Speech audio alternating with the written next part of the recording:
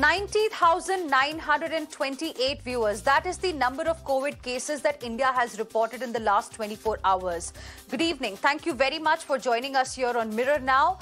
This is Urban Debate and I'm Hina Gambhir. And our focus continues to be the latest update as far as India's fight against COVID and Omicron threat is concerned. We're in the middle of the third wave now, and these are the number of people, 90,928, who actually tested positive across the country in a single day. It's a jump of 56% in one day. Now look at the graph that we are now showing to you.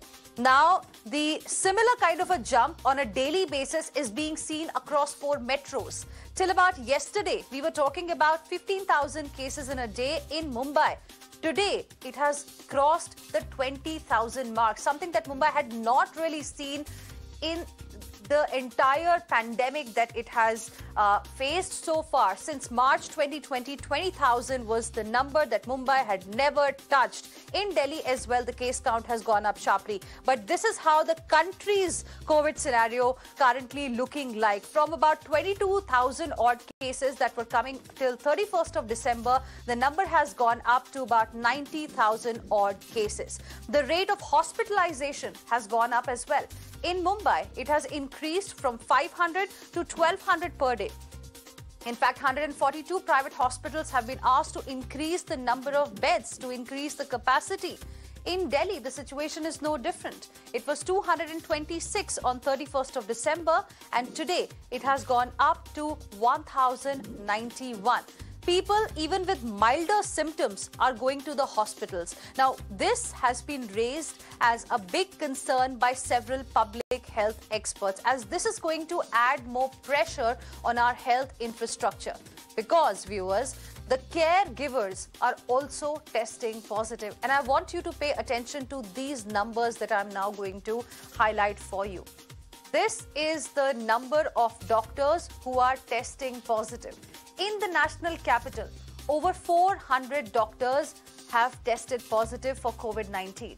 And if I give you the breakup here, in Ram Manohar Lohiya Hospital, the number is 90. AIIMS and Safdarjung together have got 50 doctors who are infected with COVID. The situation is no different in Gangaram Hospital as well. 13 doctors have tested positive for COVID-19. In Mumbai as well, 260 doctors. KEM Hospital alone has reported 157 doctors testing positive. And then there are other hospitals like Sion Hospital and many others where the trend is similar. Situation is no different in Bihar as well. Over 154 doctors were found to be infected. So far, Nalanda Medical College has seen 72 doctors getting tested positive. West Bengal, over 100 doctors were found to be positive. In Lucknow, the capital of Uttar Pradesh, 35 healthcare staff were infected. And in Punjab, over 80 doctors, students in fact, were infected in Rajendra Hospital and Medical College. So on Urban Debate tonight, our focus is the healthcare workers, the doctors, our COVID warriors. We are banking on them. We are assured that they will take care of us. But who are they banking on? Let's listen to their story today on Urban Debate on Mirror Now this evening. Let's understand the problems that they are facing and how we can ease their burden a little bit by following COVID protocol properly. Joining us on the broadcast this evening is Dr. Sudarshan Balal, who is Chairman, Manipal Hospitals and member Karnataka COVID Expert Committee. Dr. Thirani Rajan, Dean, Madras Medical College and member Tamil Nadu COVID Expert Committee. Dr. Vasant Nagvekar, who is Consultant Infectious Diseases, Global Hospital Mumbai, member of Maharashtra Task Force, and Dr. N.N. Mathur, Director, Lady Hardinge Hospital. We are also joined by Dr. P. Sarat Chandra, Professor of Neurosurgery at All India Institute of Medical Sciences. Good evening to all of you. Thank you very much for joining us here on Urban Debate on Mirror Now this evening. Dr. Vasant, I want to begin the discussion with you because just a short while ago, we've got the data from Mumbai. 20,000 plus cases have been reported in a single day. It is alarming, something that Mumbai had not seen since the beginning of the pandemic. But I want you to tell our viewers, how is the situation like as far as the condition of doctors in your hospital or in other big hospitals of Mumbai are concerned? Yeah, I think yes, the number 20,000 plus is a big number, which we had not with Mumbai had not witnessed this number. But at the same time, compared to the first wave and the second wave, though the number is huge, the cases are very very mild. Compared to the number of cases, the number of hospitalizations have been lesser. People are getting more panicked and getting hospitalized. There are, I would very clearly tell you that compared to the second wave, whatever patients I'm seeing in the ward, none of them are on oxygen compared to the second wave what we are seeing. So I don't think it's anything to get alarmed. It is a milder illness. It is just that it is similarly behaving like a seasonal flu where people are self getting better. It's only that people are testing more because and they are getting tested for as COVID positive. But if you ask me overall in general, this is a very mild version of COVID-19 which is going on. Of course, you will have those occasional cases here and there, but overall to the number, I would say the number, the severity of the cases are very, very less, and all majority of people are getting home treated and a few are getting admitted. Now, coming to the hospital, yes, doctors are getting affected as because the transmission is very fast and doctors staying in the hostel canteen, so definitely they are at risk for contracting disease from one another. And yes, doctors are going on leave, but all of them, I would say, getting back into action in 5 to 7 days time. So that's the difference between the second wave, where people were getting hospitalized and going on for leave for 10 to 14 days here. They're getting quickly better in 48 hours time and getting back to work in 5 to 7 days time. None of them has got bad, and all of them are good when they're coming back to work. So that's the story. And I think the same story is in Global and other hospitals in Mumbai is similarly happening. Okay, Dr. Rajan, what is the condition like in Chennai specifically? Doctors are getting infected across the country. The number is increasing every single day. Good evening. Thanks for the opportunity. We have 231 patients as inpatient in our hospital. Most of them are vaccinated, double vaccinated. And so unvaccinated is only 30 patients. And as Sar said, most of them are asymptomatic. They are presenting only with the mild symptoms like flu-like illness. There are 22 patients completely asymptomatic. They didn't even have flu-like symptoms also. Oxygen requirement is only 17 patients are taking. And if you see the oxygen level also less than 5 liters. And the two, they are having a comorbid illness. Apart from that, all are very quickly they're recovering from the illness. And SCN dropout, almost in 231 patients, SCN dropout, we have identified it. And we have started a study, pilot study in our hospital. Almost on alternate days, we are doing RT-PCR test. In that, we have found on the 5th day itself, 2 swab tests become negative. The 3rd day itself, they become negative. 5th day, when we repeat on the 2nd swab, that also become negative. So we are able to discharge equal number of patients who are getting admitted to our hospital. Like 40 patients are coming means 40 to 45 patients we are able to discharge. So we are able to balance it. In addition, Tamil Nadu government, with the expert panel, we have come out with the protocol based on the symptomatology, the prevalence of the infection, and as well as the availability and other logistics.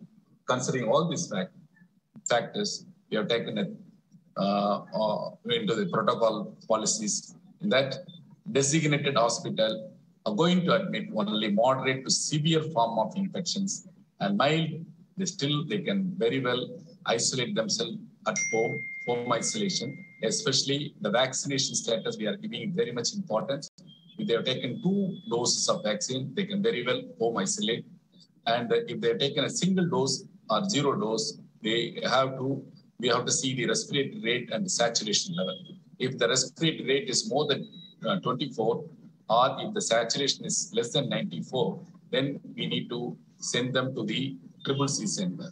The patient who has respiratory rate of more than 30 with the saturation of less than 90 with the comorbid illness, or if they come with hypotension or shock like the symptoms, they straight away they should come to the hospital. So that's how we are conserving the resources to manage the sick patients. And mild and moderate patients are going to be managed in BCCC center. That is a plan by the government, and that the GO has been communicated to all across the state. And we also had a virtual sensitization program for the entire medical fraternity. That is a plan. That is a thing. Today we had a meeting for the pediatric patients as well. Okay. Okay. Dr. Mathur, I want to now understand from you, because Lady Hardinge is another hospital that people go to in a situation like this, where at least 30 healthcare workers had tested positive. 30 doctors, in fact, had tested positive. Then Ram Manohar Lohia Hospital had a similar story. 30 doctors, 65 healthcare workers tested positive. Can you explain to us a little bit about how the current situation is, and what does it mean for our COVID warriors when the case count is in any case rising? How much of pressure it means for them, for the existing ecosystem? Well, thank you. And first of all, I would like to clarify once again that I am not the present director. I'm working at Lady Hardinge Medical College as a professor. The cases, I would not be able to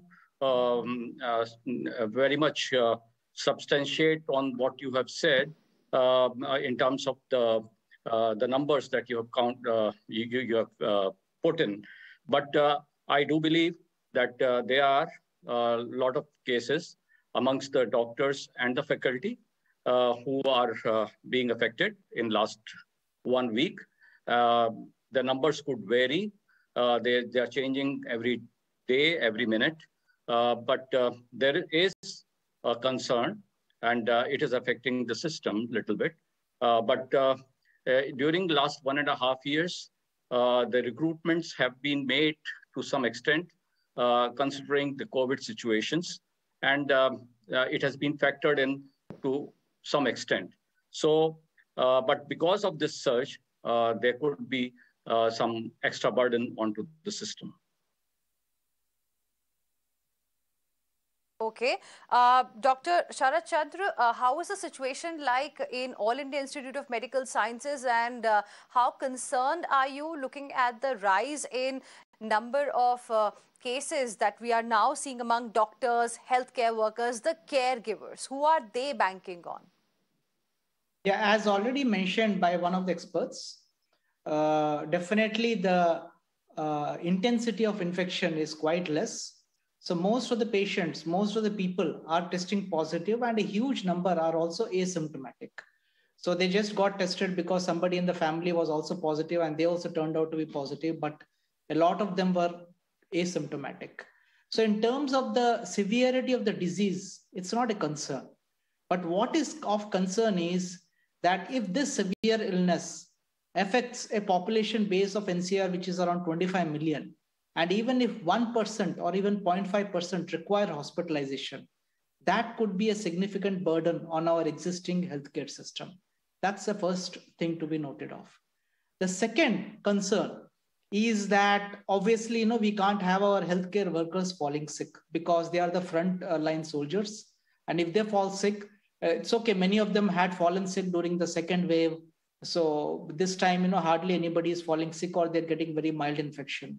But the most important thing is that the system should not collapse. And that is why it becomes the responsibility of every citizen to take the proper precautions.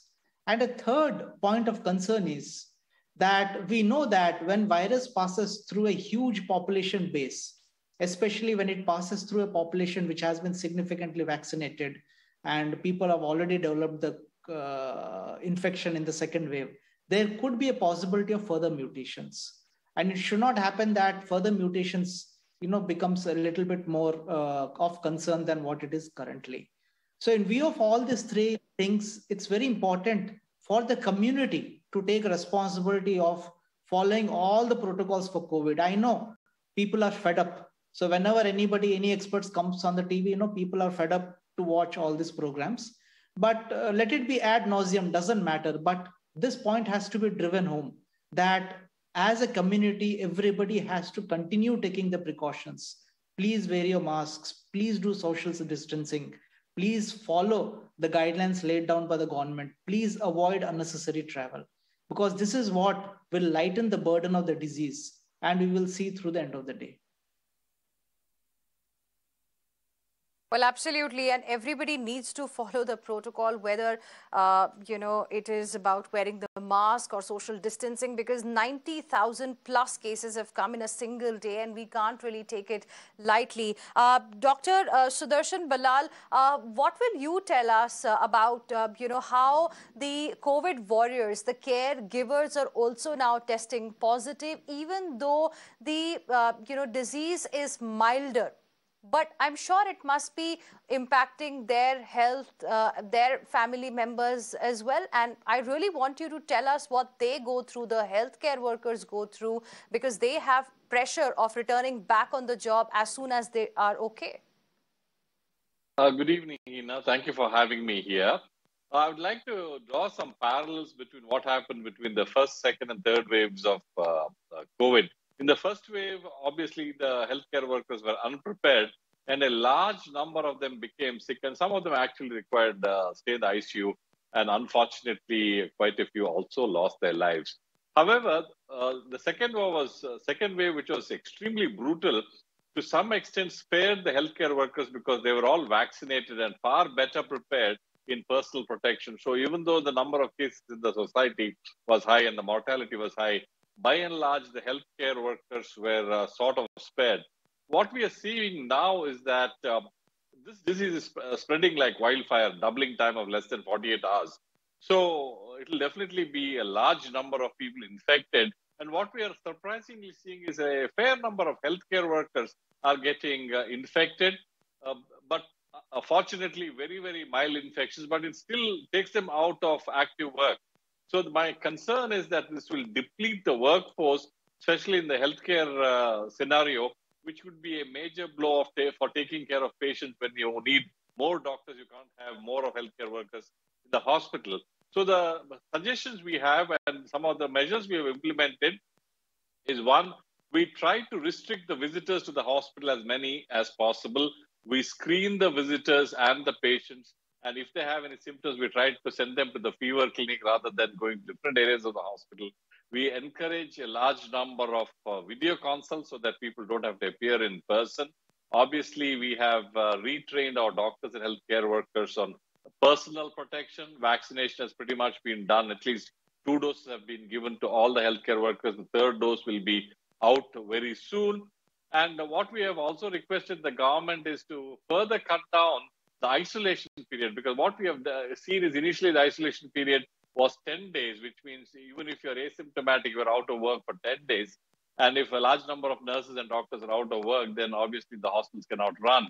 So we have asked them to reduce the isolation period considerably, and I think the government has now reduced it to 7 days.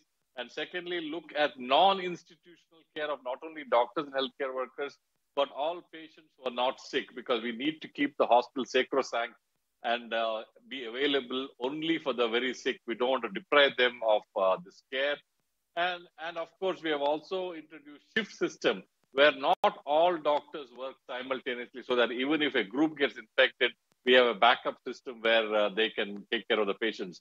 So hopefully with all these measures, we'll tide over the crisis, but this is still of some concern because of the rapidity with which the disease is spreading, even though it is fortunately much milder than the varieties we have seen earlier, like the Delta one.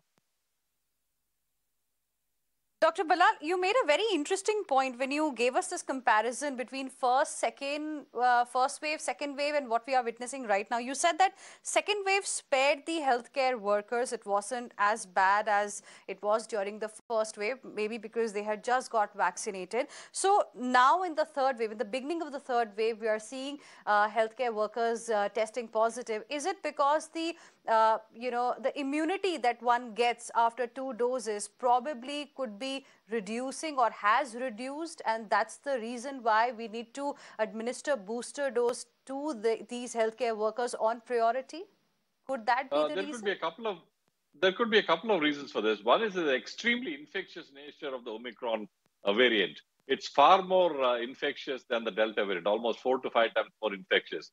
that probably is the primary reason why doctors and healthcare workers are getting affected. Secondly, as you rightly pointed out, I think most of us had our second dose end of February or March, and it's more than almost more than 9 to 10 months now since the second dose was given. So I think it was a wise decision by the government to allow the precautionary dose or the booster doses, especially for the healthcare workers and frontline workers in the first phase. So I think these two could be the reasons why more and more healthcare workers have been infected this time, but fortunately none very seriously ill because of the illness. Okay. Dr. Vasant, now I want to understand from you today, the data that we got of COVID cases from Mumbai specifically is quite high. 20,000 plus cases have come, and the hospitalization rate has also gone up. Now, when we know that the disease is milder, that one is getting after getting infected with Omicron variant specifically, then what is it that you're witnessing in the hospital? Why so many people are rushing to the hospital, and what should be the right strategy in your view?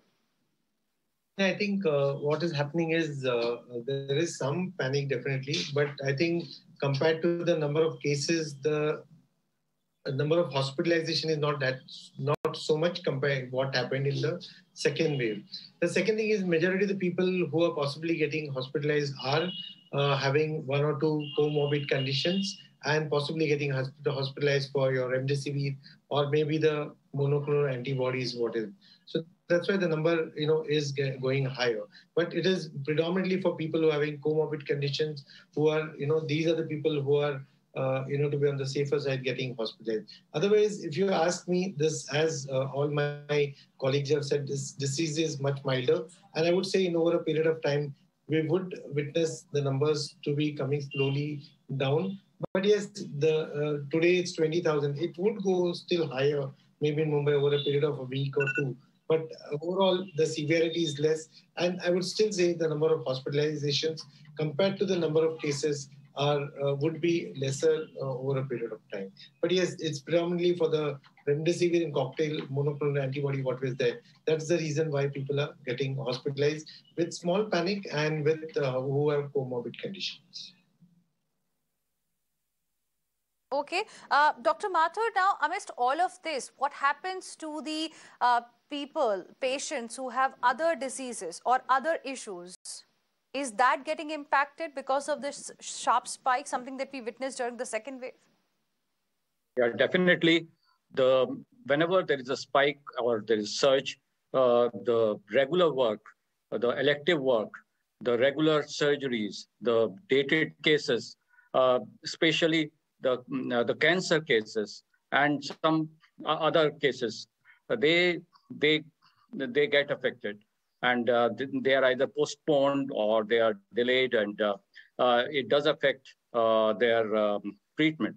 Although the care is taken that they are taken back into the system as quickly as possible, but there had been 3 surges now, so there is already quite a bit of backlog that we have, and especially the busy hospitals. All the busy hospitals have dates ranging from a few weeks to in some of the diseases it could be as much as a year or maybe more. So it does affect, and that is the sad part of it. Okay. Dr. Sharad Chandra, now what happens in a scenario like this that Dr. Mathur just now explained to us? With the spike in COVID cases, of course, the attention is diverted to ensuring that, whoever is infected with COVID is looked at on priority. But then what happens to other patients? How is the medical fraternity really dealing with that scenario during this wave? Yeah, I'm very happy you asked this question, because we already have an endemic of a huge number of waiting patients. And obviously, these number of patients, there always been a huge number of patients waiting for tertiary healthcare, especially. And I think it's high time that we should have, we should build up separate pandemic hospitals to take care of maybe 4th wave or 5th wave, because I think we should accept this as part of life. Definitely we are trying our best to deal with the existing backlog. So after the second wave, we opened up quite fast and we recruited and we were working round the clock in order to take care of the backlog. But again, the third wave definitely would be a setback. But again, I would see that looking at the nature of the infectiousness, it's 4 or 5 times more infectious. Hopefully this should be over in just a couple of weeks. And then again, we would be back. That's what I'm actually hoping for and I'm optimistic about. But yes, what you raised is a very important issue. So in middle of this pandemic, we should not forget the existing backlog of patients who also deserve equal amount of care. Okay. Now, in a scenario like this, Dr. Chandra, what will you say to the viewers who are watching this show right now? Because, today I really wanted to dedicate this show specifically for the COVID warriors, for the healthcare workers who've been working non-stop since March 2020 to ensure that we all are safe. Who is it that they are banking on, and what kind of assistance can they expect from the people of this country at a time when the spike is unprecedented? 90,000 plus cases have already started coming. Yes, my message would be that please do not panic. The silver lining is that the infection, the intensity or severity of the infection is very mild. But however, it's also important to understand that the community spread should be curtailed to whatever extent possible, because if the community spread becomes very fast, you are going to put a huge load again on the healthcare infrastructure, and that would simply lead to collapse of the existing systems. So it becomes responsibility of every citizen. I know everybody is tired. You are tired, we are tired. But the fact is, this is what is facing us right now. This is what is there. And we have to tackle this. And we have to do it together. So as a community, your responsibility will be to diligently carry on the COVID protection protocols. And we as healthcares, we should also carry on doing our bit of work. And ultimately, it's a team effort. It has Absolutely. to be. Yes, and it's a team effort. You said it correctly, and we all need to do our little bit diligently. That was a point that was made by Dr. Sharad Chandra. And I also want to use this opportunity to request my guests to help us understand or help us, answer some of the queries that our viewers have at this point in time. In fact, we have our first viewer joining us on the broadcast this evening. Sairam is joining us from Chennai. Good evening, Sairam. What is it that you would like to ask? Good evening to all. Today, Supreme Court has reserved the judgment on PG Leave Counselling 2021. After the judgment comes tomorrow, I request all of you to express your views positively to NMC, National Medical Council, to conduct the exact counselling process of PG 2021 on war-footing basis. That's all, madam. All right. Thank you very much, Mr. Sairam. Appreciate you joining us here on Mirror now. Dr. Rajan, will you like to respond to what Mr. Sairam mentioned? Clearly, the resident doctors are also quite tired. They've been protesting for a very long time, and all eyes are now going to be on the crucial order of the Supreme Court tomorrow. Yeah, actually, we are expecting the judgment from the Supreme Court because 463 postgraduate students have to be joined in our institute. And the second year and the exam going postgraduates are already tired. And at present, we are managing the COVID one with the contract medical officer and the postgraduates of first year junior resident, only the first point of contact. They are only managing the COVID patients. Definitely, if the counseling, they start the counseling by the NMC, it will be very useful for the fellow colleagues as well as for the patient care as well. Okay. Dr. Bilal, how much this counseling process can really help the medical fraternity, the doctors at this point in time as the caseload is going up? We were talking about some 40 to 45,000 resident doctors who could come in. It's indeed very unfortunate that Omicron has come as a tidal wave or a tsunami when we are really short of doctors. because almost 1/3 of the doctors are still awaiting their NEET counseling before they join. So essentially, we don't have any doctors joining for the first year now, almost for a year. When we need them the most, they are not there. So we do hope after the judgment of the Honorable Supreme Court, this process will be hastened and soon we'll have junior doctors when we need them the most. And as the previous panelists did mention, people are going for an exam and they are really, really fatigued. The people who are taking the brunt of this are actually the junior doctors, and we need to wholeheartedly support them. Many of them will be taking exams soon, and they haven't had a single night or a single day's rest because they didn't have their juniors join because of the delay in NEET counseling. So I do believe it's a very, very important thing. And I'm glad that the Supreme Court has taken it up very urgently and will pass the judgment tomorrow. Hopefully, at least at this stage, we'll get more doctors on board when we need them the most. Okay. Dr. Mathur, I also now want to ask you specifically about the way cases are rising. Are we prepared to handle the spike that is being witnessed right now? Do we have enough capacity with us in terms of the number of hospital beds that, were not there during the second wave? Are we prepared in terms of infrastructure? The third wave, which is coming, this Omicron one, is little different from the second one. And this should be factored in while we are planning our clinics or our hospital services or on the national level we are planning. In Omicron, there will be huge load on outpatients and much lesser load on the inpatient services. That is what is seen in last 1 week.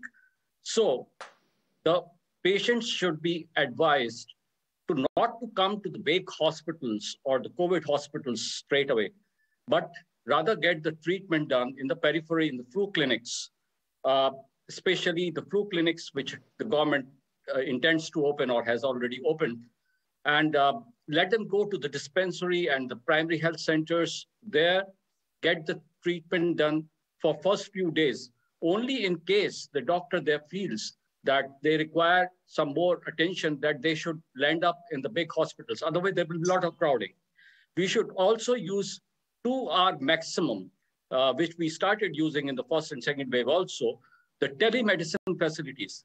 The telemedicine will do wonders in tackling the Omicron because the patients are just to be reassured and to be monitored from distance. They do not require much intervention. Only the cases who would require intervention should come to the main hospital. This will strengthen the facilities in the main hospitals and decrease the unnecessary load which comes with these waves, and especially the Omicron one, where many of the patients do not require any treatment. That's a very important point you're making, and something that our viewers also must know, that go to probably the primary health centers or the clinics nearby, the government authorized, of course, or use telemedicine facilities. And only if things are a bit serious, maybe then only you should head to a COVID specific hospital instead of just going to the hospital even if there are just mild symptoms. That's an important word that you've given to us, sir. We have another viewer joining us on the broadcast this evening, Nina Patole from Mumbai. Good evening, Ms. Patole. Thank you for speaking with us here on Mirror Now. What is it that you would like to say or ask? Yeah, good evening from me to the anchor and respected doctors. I'm very happy that you have taken up this topic. And really, we have to give a big round of applause to all the frontline warriors, because I am an ex-healthcare professional. And these people are working day in and day out, and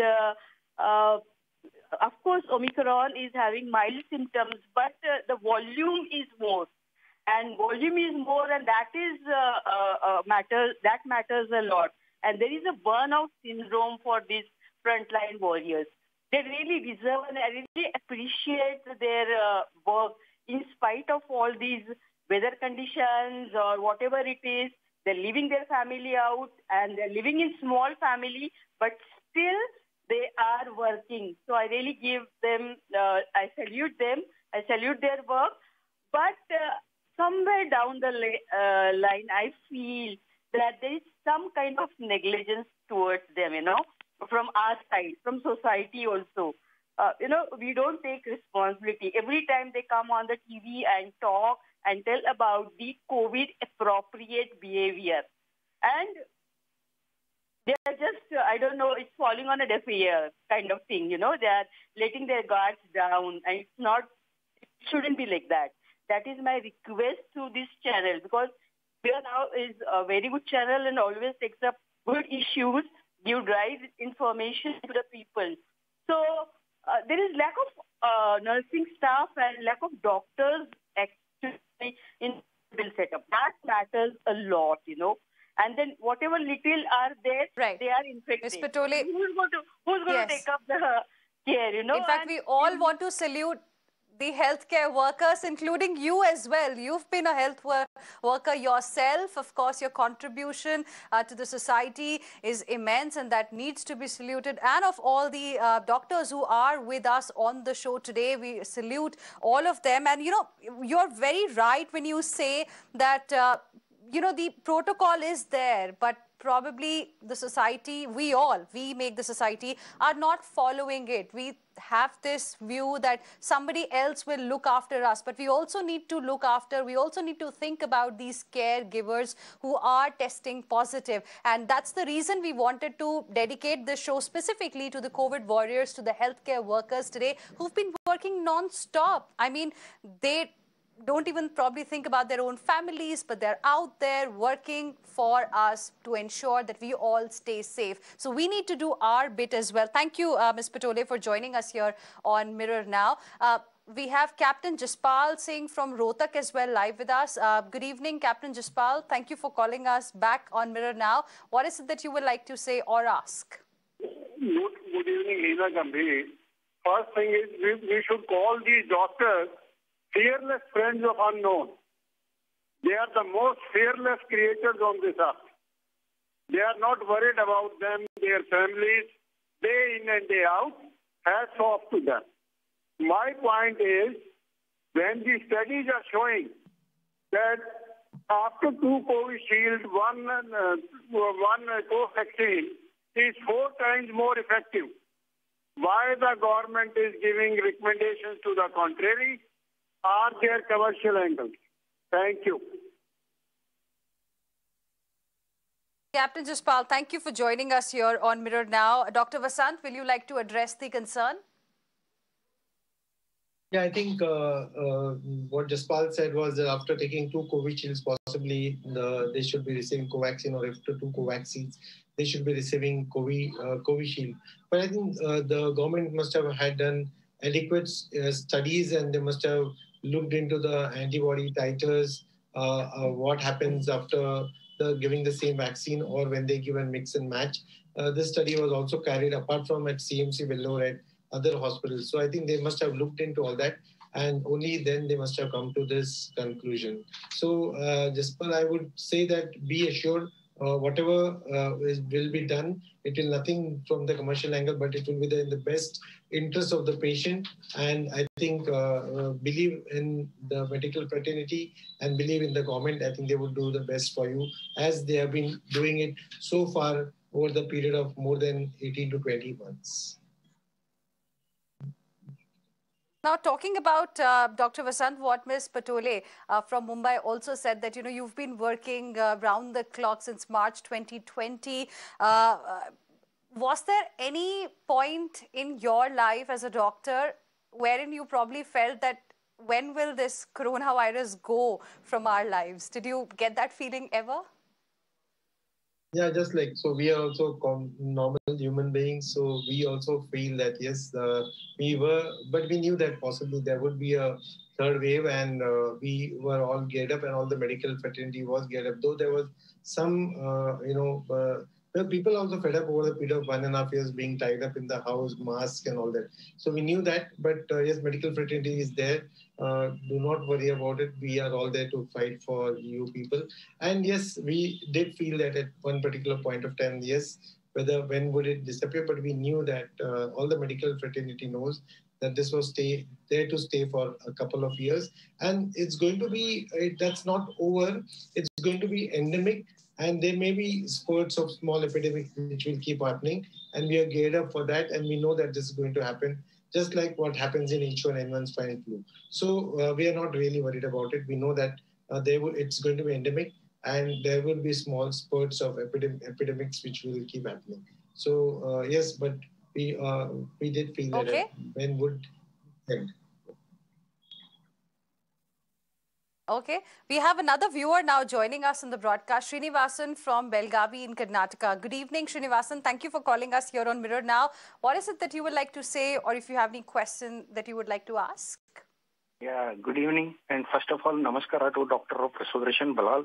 I know him from the days of Manipal Hospital when he was heading the nephrology department. He used to ask us to drink a lot of water as precautionary measure.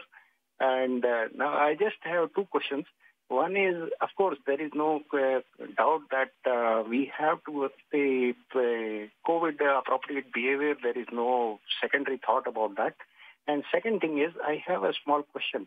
How effective is regularly salt water gargling and steam inhalation? Those two things, how much effective is it to keep the Omicron variant away? Because what we know is that it affects the upper respiratory tract infection.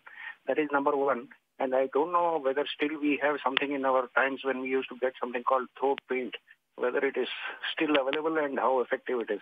Thank you so much. Thank you, Mr. Srinivasan. Appreciate you calling us here on Mirror Now. Dr. Balal, that question was directly for you. Would you like to respond?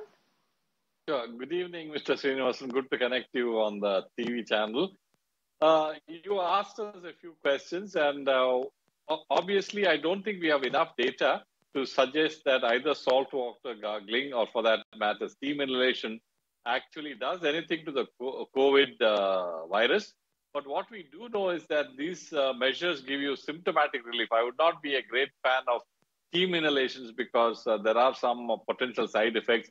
But certainly either warm salt water gargling or betadine gargling and the lozenges and throat paints and sprays will give you symptomatic relief, especially in this current Omicron pandemic.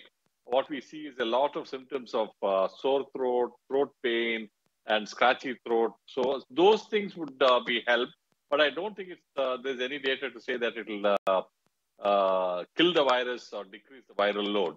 But these are symptomatic measures in addition to other things that you would do.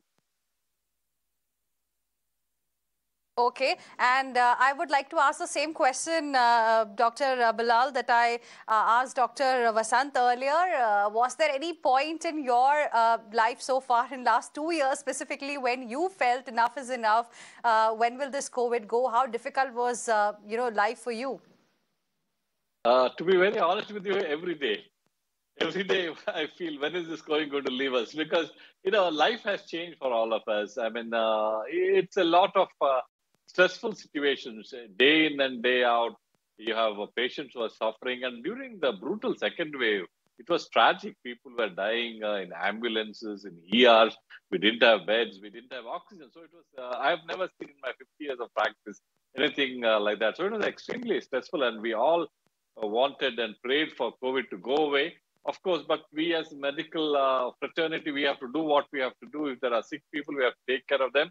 But I still wish that COVID goes away, but it's not going to happen. So the best thing we can do is learn to live with COVID and mitigate the spread of this virus by asking the citizens and the society at large to indulge in COVID-appropriate behavior and prevent the spread of disease. Dr. Mathur, will you like to share something?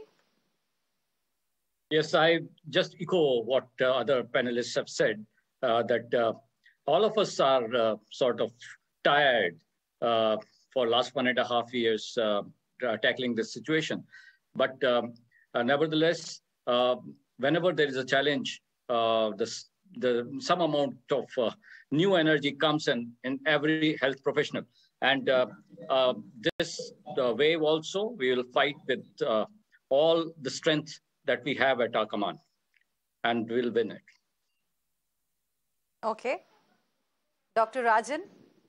Yeah, at this juncture, I would like to thank my colleagues as well as the staffness of our GH and the conservancy workers.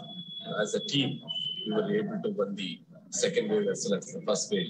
I think with this, we are all very confident. In our hospital also, there are 51 healthcare workers so far have been infected with COVID infection during this third wave. But still, they are all very confident, very cheerful. They have the confidence that they can win this war.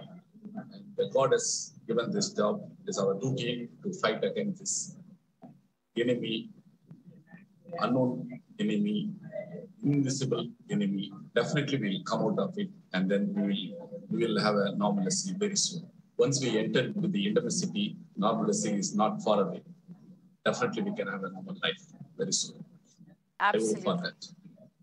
All right. Thank you. Thank you very much. We all hope there's light at the end of the tunnel, but I appreciate all of you for joining us here on the special broadcast this evening on Mirror Now.